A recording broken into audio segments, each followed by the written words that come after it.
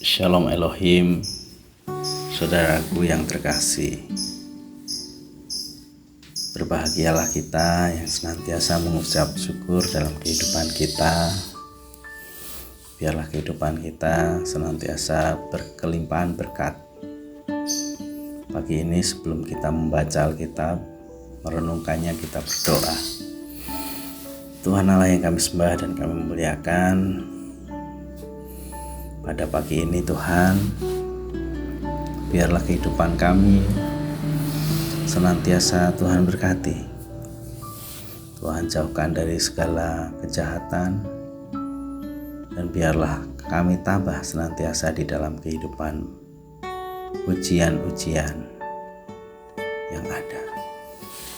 Sebentar kami akan membaca Alkitab dan merenungkannya. Tuhan berkati. Amin. Saudaraku, bacaan kita dari Yohanes 16 ayat 16 sampai 33. Dan natsnya adalah ayat yang 20-21. Aku berkata kepadamu, sesungguhnya kamu akan menangis dan meratap, tetapi dunia akan bergembira. Kamu akan berduka cita, tetapi duka citamu akan berubah menjadi sukacita. Seorang perempuan berduka cita pada saat melahirkan, tetapi sesudah ia melahirkan anaknya, ia tidak ingat lagi akan penderitaannya, karena kegembiraan bahwa seseorang manusia telah dilahirkan di dunia. Tema kita adalah panggilan tangguh di dalam penderitaan. Saudaraku, kalau kita ditanya antara hidup sukses dan hidup menderita, mana yang kita pilih? Jawabnya tentu ya hidup sukses dong. Tidak enak hidup di dalam penderitaan.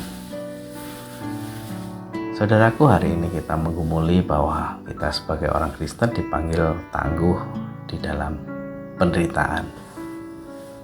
Dan renungan kita akan belajar beberapa poin mengenai makna menderita secara iman Kristen.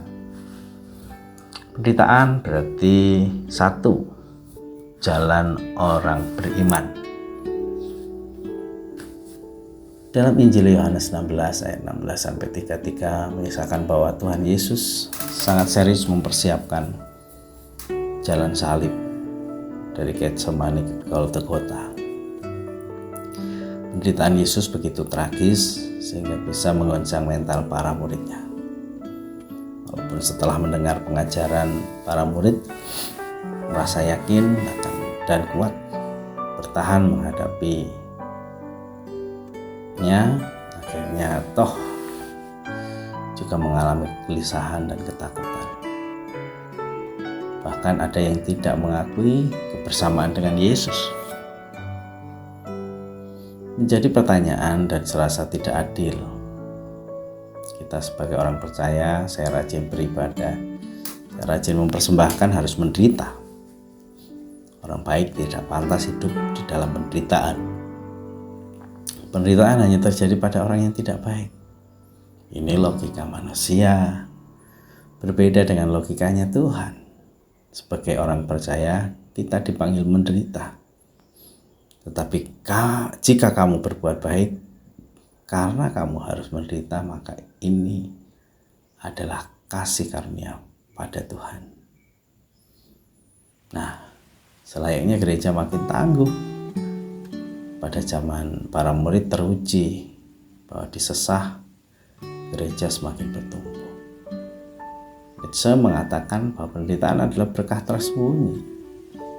Nietzsche nampaknya masih mempercayai peran yang tersembunyi.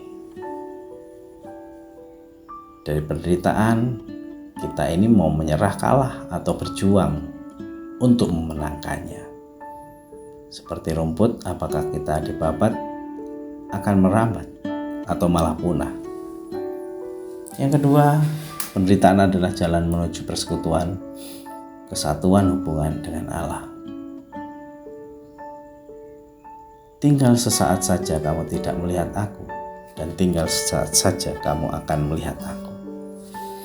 ucapan ini adalah ucapan perpisahan, namun ucapan ini adalah ucapan perjumpaan kembali, bahwa Yesus tidak akan meninggalkan mereka. Penderitaan yang Yesus alami adalah perjumpaan menuju Bapa.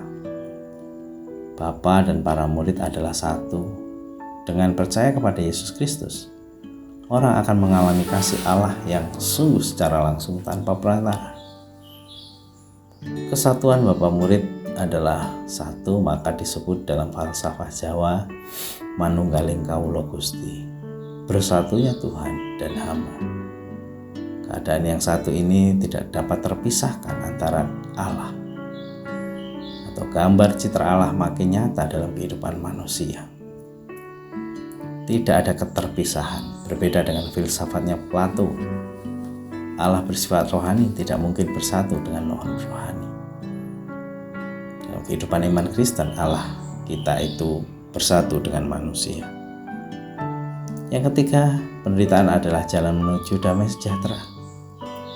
Saudaraku yang terkasih, kita selayaknya sadar bahwa kesukaran, kesusahan tidak selalu berakhir dengan penderitaan yang berkepanjangan, melainkan bisa saja berakhir dengan kegembiraan.